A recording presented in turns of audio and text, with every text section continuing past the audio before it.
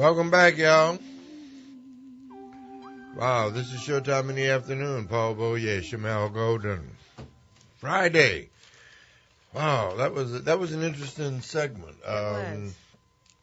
You know, I appreciate Councilwoman Hedge Morrell bringing her perspective and clearing up or presenting some another side, because you know I told you where I was. You know, if it's I'm very simple. If it's DOJ versus NOPD, I'm DOJ. And the public, and I think people were beginning to think that any movement by the mayor's office and or the city council was an attempt to stonewall what the DOJ has said you got to do. But don't you think that Councilwoman Hedge Morrell kind of dispelled that, explained that? It's really important when we're thinking through all of this stuff about who all our allies are, right? So it matters that when you say all our allies, who are you talking about? Not just the Department of Justice, but making sure that the City Council are the community's allies when we're thinking through how to make a better New Orleans. And so that means that police officers need to be paid and involved in the process. That means that we as community members need to be involved in the budget process and ask those tough questions. And I really appreciate her giving history and some background as to what was happening. And somebody like myself who, you know, I need help. I really do, because there isn't too much good I see in the police department and police people. But that's just me, you know. And what I've lived through and what I've experienced, I'm looking at all of them with a grain of salt. Black, white, green, whatever. So when the U.S. government says, New Orleans, you got a rotten police department, I'm the first one to say, been knowing that.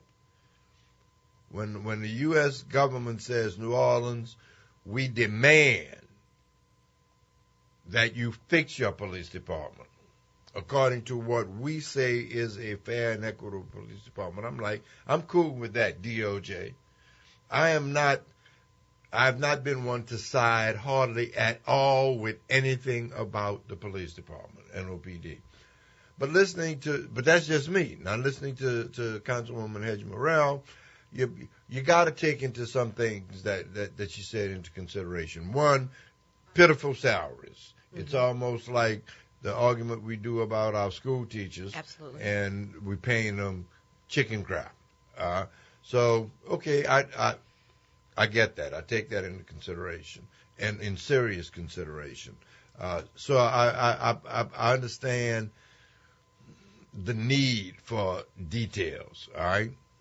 But I'm also understanding that if the DOJ says, whether it's Perricone or whomever, that is one of the most corrupt parts of our police department, then it ought to not be monitored by the city, which the mayor's office, or the CAO, which ultimately to me is the police department itself. You follow what I'm saying? So my trust is not being enhanced in the police department. I would love to have a police department I could trust.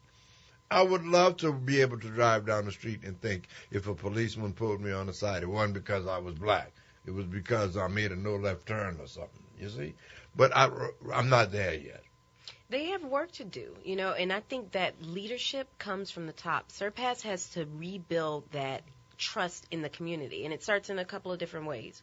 One, return us to community policing. We need to know who's in our community and who serves as our police officer and resource.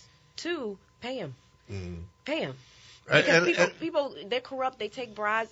People will do things to survive. And absolutely, that's part of the discussion in the whole crime problem. People will do things to survive. But one of the things you said, I'm wondering, can Ronald Surpass do anything about enhancing trust in the police department? The black, and I'm talking for the black community. When Ronald Surpass' name surfaced as a candidate, the black community was, oh no, not that, and told the mayor that. But the mayor went right ahead, along with his search committee that searched around the world and came up with the guy who used to drive his daddy, you know, and we're supposed to go for that. Anyway, that's a whole nother discussion. Let's get on a whole nother discussion, which is, speaking of trust and enhancement, the OIG, Office of Inspector General, seems to be at odds with, believe it or not, the police monitor, the independent police monitor, Ms. Hudson. What's her first name? You remember? I don't. I want to say Susan, but anyway, I think that's it. We got Jacques Morial on the line to get some of his thoughts on the matter.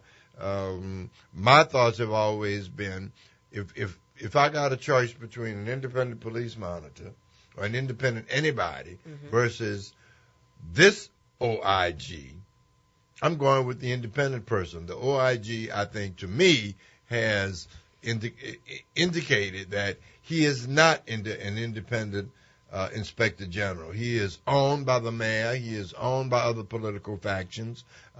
He protects the police department. He protects the district attorney. Not that the district attorney needs protection, but I don't believe anything the OIG says. That's just me. Let's go to Jacques Morial. Jacques, tell us about how you doing, brother. Good afternoon. Good afternoon. Before we talk about the police monitor, I wanted to just respectfully make a couple of factual corrections.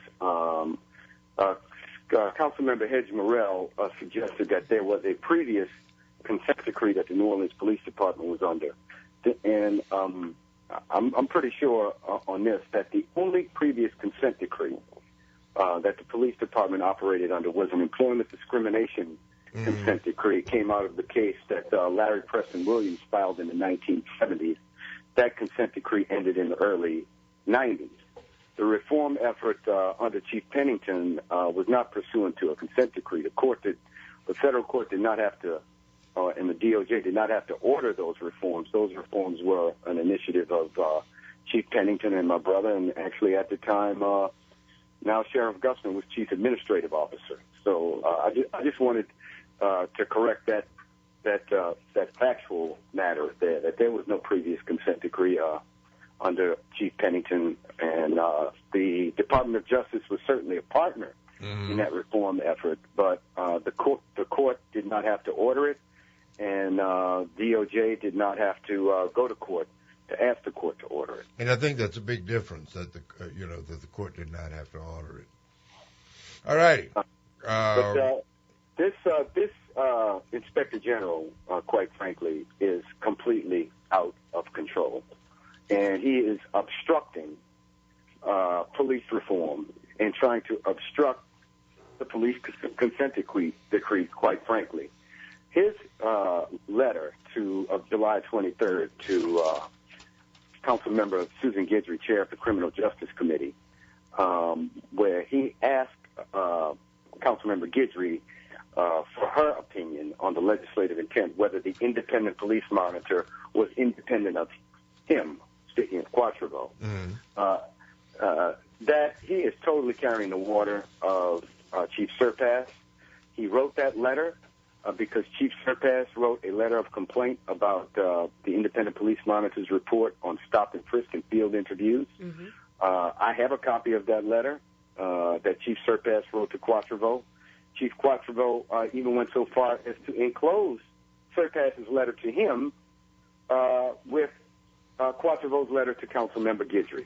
So it is clear that he is attempting to bully and intimidate the independent police monitor. The independent police monitor has said on several occasions that Ed Quatrevo tried to force her to change findings and conclusions in her reports. And the problem is Ed Quatrevo, because he is anything but independent. And I just want to take a second to maybe refresh the recollection of your audience on some of the things that prove that Ed Quatrevo is not independent. You remember that shortly after he took office, Quatrevo, he went after the 2 African-American sanitation contracts. Right, big time. Big time. Claimed that they were overbilling. And about the same time, Mayor Landrieu was trying to either cut or cancel the contract of these 2 minority businesses. It's clear that Quatrevo was not acting independently. And clearly, his original findings were erroneous, because when there was a much deeper audit done, it was concluded that the two African-American contractors were undercharging, and the one majority business contractor who picked up garbage in the French Quarter was overcharged. Right. That's number one. Number two, you'll remember when Channel 6's I-Team, Norman Robinson and Travis Mackel, broke the story on the Anytime Solutions traffic camera detail scandal, where the best friend of Chief Surpass, Ed Hoxley, right, Chief Surpass's son-in-law and Chief Surpass's driver were all earning overtime in a very irregular arrangement where the city of New Orleans actually hired these police officers on private detail. Well, when that broke, there were calls that the Inspector General or the police monitor investigate that. Quatrevo claimed that he investigated it, and in a matter of days, he cleared Chief Surpass of any involvement, wrongdoing, or knowledge. That is correct. But his investigation, his final report, didn't come out for several months later. But he immediately cleared Surpass without speaking to many witnesses, without fully investigating it. Third, you may recall that several news organizations reported that there were some irregularities regarding the hiring date of Chief Surpass. Whether he was hired before or after, I think, an anniversary of his previous employment, and whether that might have had an impact on the pension that he ultimately receives. The NAACP, after those news organizations reported this, called for an investigation, as did several others. Quatrevo claimed that he conducted an investigation in a matter of 2 days. But that investigation did not include interviewing any witnesses or reviewing any documentary evidence. It was a total whitewash, as was the Anytime Solutions camera scam. And now we come to the stop and frisk, the most recent brouhaha. Now, the Office of Independent Police Monitor, at the request and urging of people across this community, civic organizations, neighborhood groups, wanted a study on this stop and frisk, whether the police were, one, legal in their policies of stopping and frisking people, two, whether it was constructive, whether it made sense, whether it was good policing, and three, what was the effect of this policy on how people felt about the police department and whether it would discourage them from cooperating in partnership with the police department. That the Office of Independent Police Monitor began that investigation more than a year and a half ago. When Ed Quatrevo found out about it, he tried to kill it. When he couldn't kill it, he said that he was going to do his own, and he rushed to release his report on the same day that the much deeper, much more sound, and much more credible report that the Independent Police Monitor did. Now, the Independent Police Monitor found that training in the police academy on stop and frisk had improved, but that her report confirmed what the Department of Justice found when they did their patterns and practices study before they even asked for a consent decree, that the New Orleans Police Department had an unconstitutional stop and frisk policy, that it was counterproductive, that they did not keep good records, and that it was racially targeted, and it was targeted at ethnic minorities and black and Latino folks, and also targeted at gay, lesbian, and transgender people. That's what the DOJ found. That's what the Office of Independent Police Monitor confirmed, and Chief Surpass disagreed with it. He complained to Quatrevo, so Quatrevo is now trying to whack the Independent Police Monitor. The only person who's independent in all of this is the Independent Police Monitor. And if people will recall, go back and remember, the Independent Police Monitor was not created by the city council. It was created by the voters in a charter referendum. The people voted for that. And if you ask anybody on the street, if they remember voting for it, what their intent was, did they intend that the Independent Police Monitor be independent of the police chief, the mayor, the city council, and the IG. And I think most people, if they're honest and they can recall, they will tell you yes.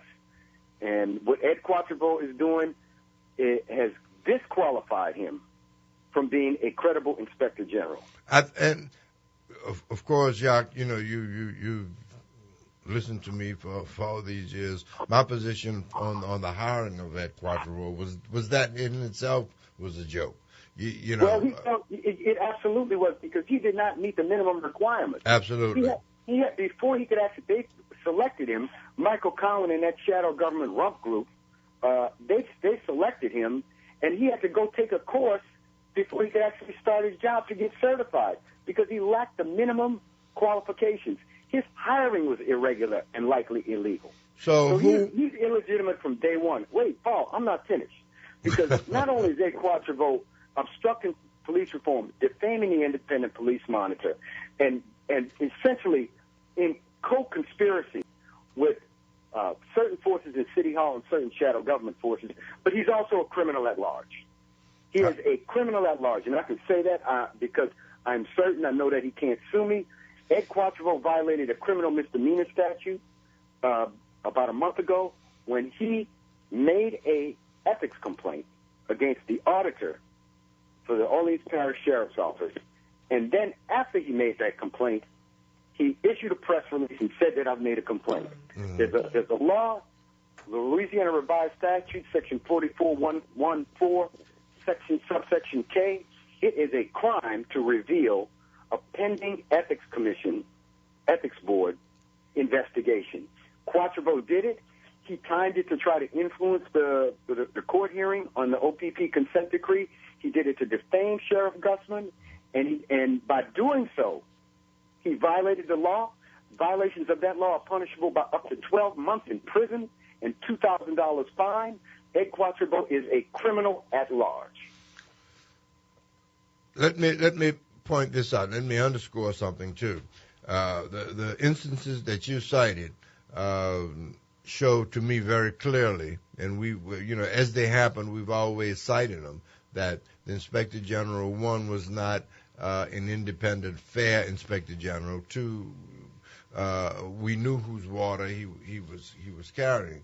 My question, Jacques, is how does the community respond to that? How do we just sit back and because of all of the people that we want to hold accountable, whether it's the mayor, whether it's the police chief, we got a way of doing that. I'm not sure we have a way of holding this fraudulent OIG accountable. How can we fire him? How can we, I see the making of a little J. Edgar Hoover here, who just may have, thinks he has something on everybody, and he is very secure in his position. I don't see how you yank him out of office because of all of the people we've talked about who are in office. That is one I can most definitely say does not belong in office, receiving money from the taxpayers, and who should be receiving our trust, and he doesn't merit our trust. What does the community do? Well, let me give you a little history, because I was involved back in 1993 in developing the concept of a city ethics review board and an office of inspector general when my brother was running for mayor. Mm-hmm. We put this idea together, but in its original conception, and when it was passed and authorized by the voters in 1996, that is not what was intended, what Ed Quatrevo is doing. It was intended that the Inspector General investigate and study government, recommend best practices, not that he become a political operative of, in this case, the mayor and the shadow government. And Ed Quatrevo basically has a vote of no confidence, but the Ethics Review Board, which is another shadow government puppet joke, they just reappointed him for 5 years. The only way to force Ed Quatrevo out, one, he needs to be investigated by the district attorney for violating that criminal statute. And the documentary evidence is irrefutable. He did violate it, he is guilty, and he should be punished. Because if you or I did it, Paul, they'd have us hanging from a light post. There is also the the thought process that says not only is he carrying the water of the mayor, of the shadow government, of the police chief, but that also extends to the district attorney. District Attorney Canizaro has been on this radio station, on this show several times. He has always answered questions forthrightly, but this is one he needs to answer forthrightly. This is a challenge. Does he move forward on the Inspector General, as you say, who has violated clearly a statute and who broke the law? Well, Ed Quatrevo is unaccountable. He's a bully. And we saw what happened in the U.S. Attorney's Office when Sal Perricone and Jan Mann, on the watch of Jim Lenton, basically went bananas. They were carrying out a political agenda. They targeted people because of politics, because they didn't like them, because they philosophically agreed with them. I think that we're going to find out that they broke many laws, that they were likely engaged in massive prosecutorial misconduct because they were not held accountable. Ed Quatrevo has to be held accountable. On this particular violation that Ed Quatrevo is guilty of, according to the documentary evidence, the district attorney needs to hold him accountable, but Ed Quatrevo is a bully. And I hope that the district attorney is not afraid of it. I mean, I've known Leon Canizaro for a long time, and I don't think that he will allow a tin pot, green shade, wannabe cop like Ed Quatrevo to bully him. One of the things that I think is clear in this is that Susan Hudson is not going to let him bully her. She points out that I will not allow the Inspector General to change the legal findings that the people of New Orleans selected me to make. Maybe that's the leader we're looking for, Jacques.